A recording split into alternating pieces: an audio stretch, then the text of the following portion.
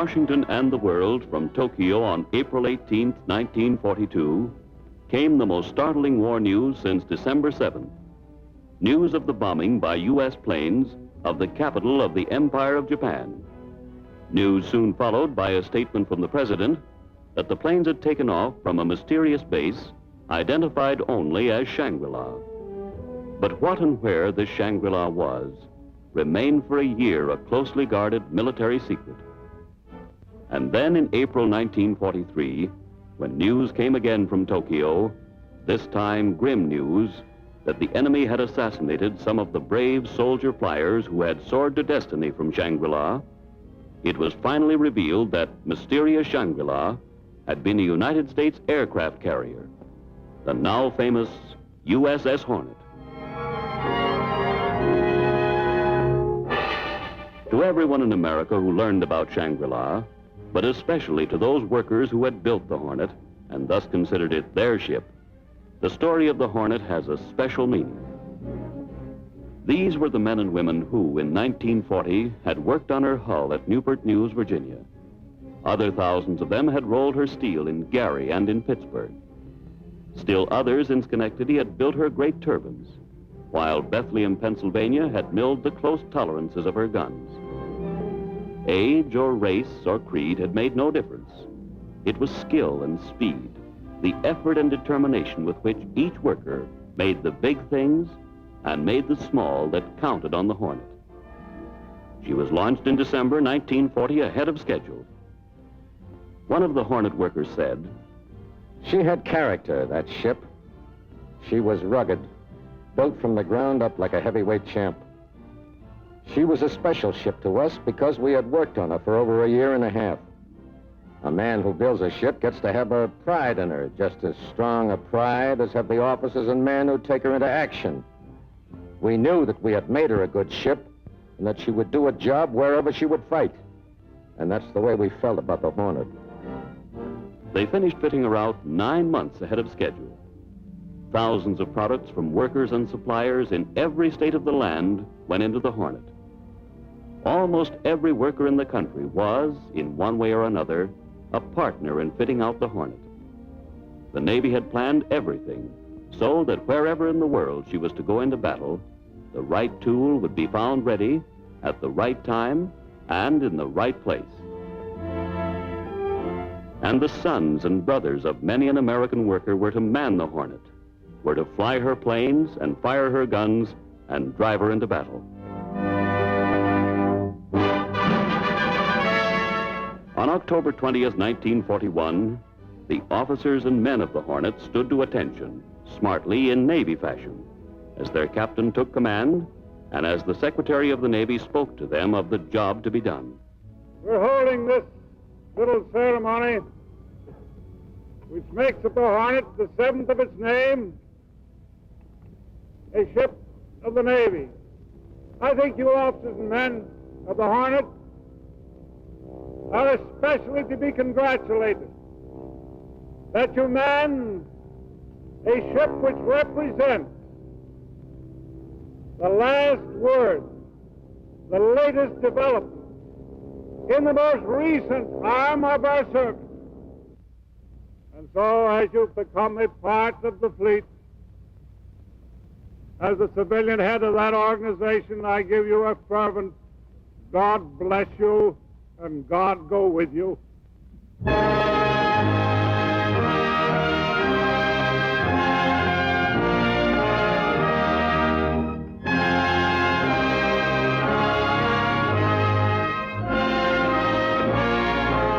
Then at sea on her shakedown cruise came weeks of training, never-ending flight operations for the squadrons and for the ship's company.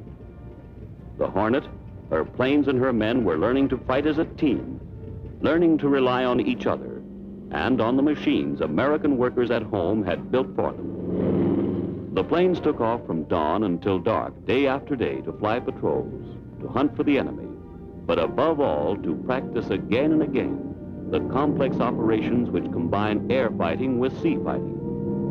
Landing at sea is a fine art, which depends on perfect teamwork between the pilot and the signal officer. Once once in a while, a plane went into the gallery.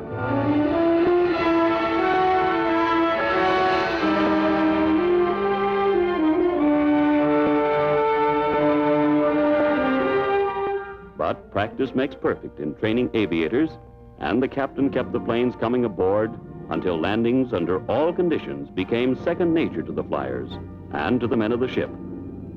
Hornet was getting ready to engage the enemy.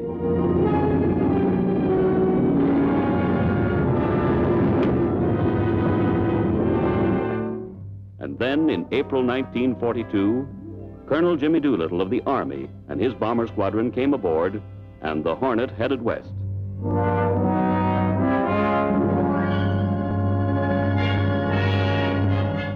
The 16 big B-25 bombers were lashed securely to the deck.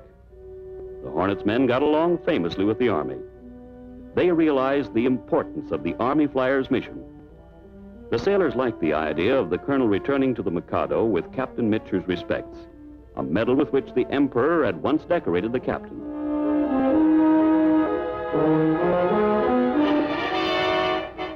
On the 18th of April, 800 miles from the shores of Japan, on the carrier's deck as she bit into the choppy waves, the Army planes were made ready for their takeoff. Each of them weighed 27,000 pounds and had a wing spread of almost 68 feet, only a few feet less than the width of the ship itself. A crew member telling his part of the story later said, On the takeoff, the wing tips hung over the port side, and then the starboard cleared the island structure by only 3 or 4 feet. The planes were airborne even before they reached the end of the flight deck.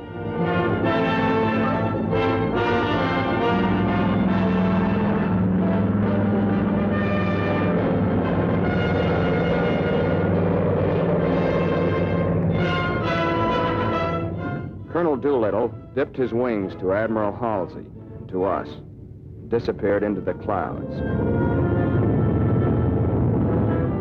We gave them all a cheer and wished them good luck, because we knew where they were going. Tokyo. The mission these bombers then completed brought war and destruction to the cities of the enemy. And as the carrier and its task force turned away into the Pacific, there arose the famous legend about Hornet, the legend of Shangri-La. And later aboard the Hornet came the men of Torpedo Squadron 8, who would take the battle to the enemy at Midway. Of the 30 officers and men who flew off the Hornet in this squadron, only Ensign George Gay was to return. Radio man George Field on his left would be killed. Ensign Gay said, Here's our skipper, Lieutenant Commander John Charles Waldron, and Horace Dobbs as rear seat gunner. They would be killed. And so would Lieutenant Jimmy Owens, our exec, and Emilio Maffey. My friend Ensign Plywood Teets would die, and so would Hollis Martin. And Ensign Bill Robinson from Boston would meet his end with Ross Bibb. All except me in a hot few minutes. We rode off the Hornet for the Battle of Midway on June 4th, 1942. I'll never forget the last thing our skipper said. I want each of us to do his utmost to destroy our enemies. There's only one plane left to make the final run in. I want that man to go in and get a hit. May God be with us all. Good luck, happy landings, and give 'em hell.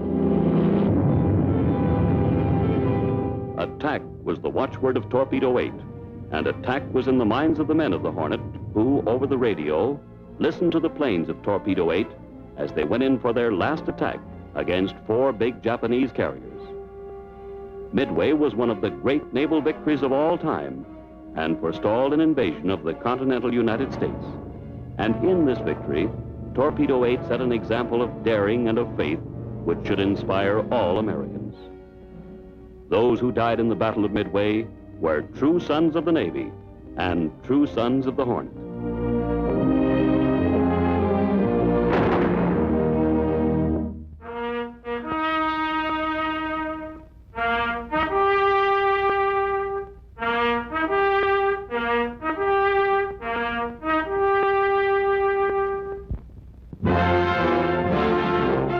After Midway, Hornet seldom returned to its base at Pearl Harbor. She was always at sea, constantly searching for the enemy. The crew exercised daily out on the flight deck in the open air and kept in fine physical shape. For when you're on a fighting ship, you never can tell when you're going to need all the strength you've got. Gunnery officers went over the guns again and again, analyzing the lessons learned at Midway. For having tasted blood at Midway, each gun captain wanted his crew to be the best on the ship. There was seldom any time for loafing, always a job to be done.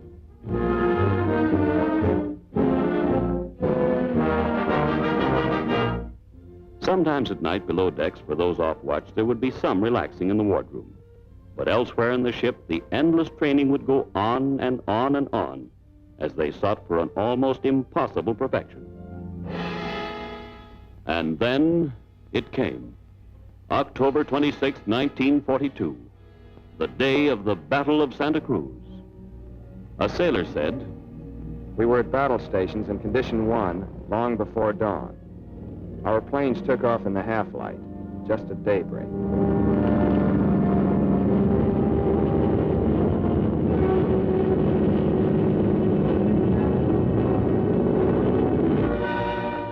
About 0900, word came from our air group to expect a large number of Jap bombers. We stood by for the attack.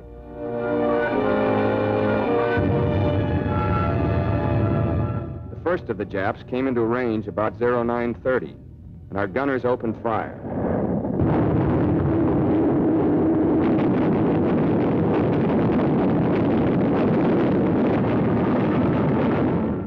There were 2 different attacks during the day, and every Jap plane that got through our fighter screen was shot down by the Hornet's guns, 26 of them in 10 hours.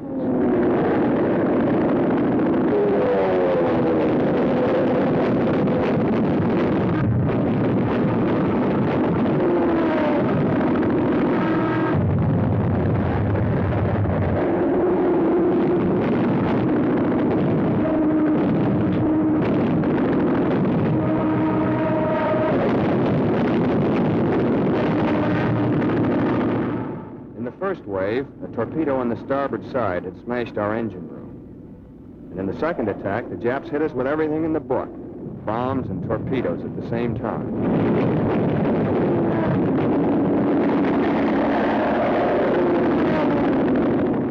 But our gunners continued to pump lead into the Japs, adding to our score, plane by plane.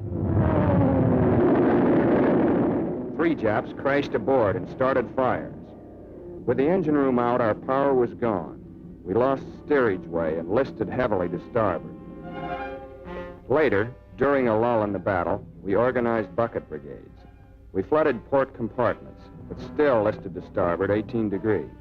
Knowing that we were in range of land-based Japanese bombers, and that it would no longer be possible to fight a ship that couldn't be righted, our skipper ordered us to abandon ship.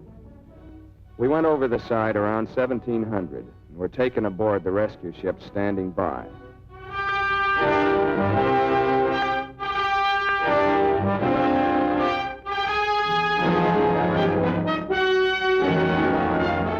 You could see our Hornet lying out there, deserted and sort of lonely. Somehow she seemed to struggle to stay alive. We hated to leave her, but the skipper knew best. And just as night came down to make her death quick and merciful, our captain ordered our own gunners to shell her and torpedo her.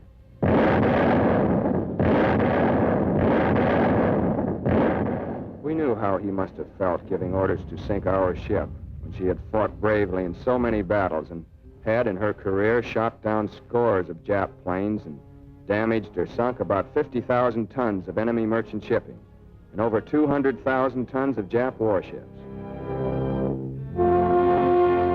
Next day, our wounded were transferred from the rescue ships to other ships that would take them home. Handling the stretchers was a good job of seamanship. And as each stretcher came aboard, some sailor would recognize a shipmate he'd been wondering about since we'd abandoned ship.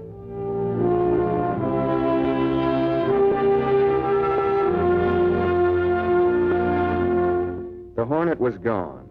She'd been our home for over a year. In her, we'd lost something that had been part of us. But she would be remembered no matter on what other ships we were to serve. We knew that we had fought the Hornet well, that we had brought destruction to the enemy at Tokyo and Midway, at Guadalcanal, at Ricotta Bay, in the Coral Sea, and at Santa Cruz. She was a great fighting ship. And the fighting spirit of the Hornet lives on in her men as they go out in the new ships now being built by thousands of workers who are fighting the battle of production here at home in the same spirit as the Hornet fought the Japs. Today, the Navy must have many ships and planes, many other ships like the Hornet, great ships to drive deep into the waters of Japan, where from these new Shangri-Las, our enemy will feel again and again the full striking force of the Navy and of the workers behind it, the sting of the Hornet.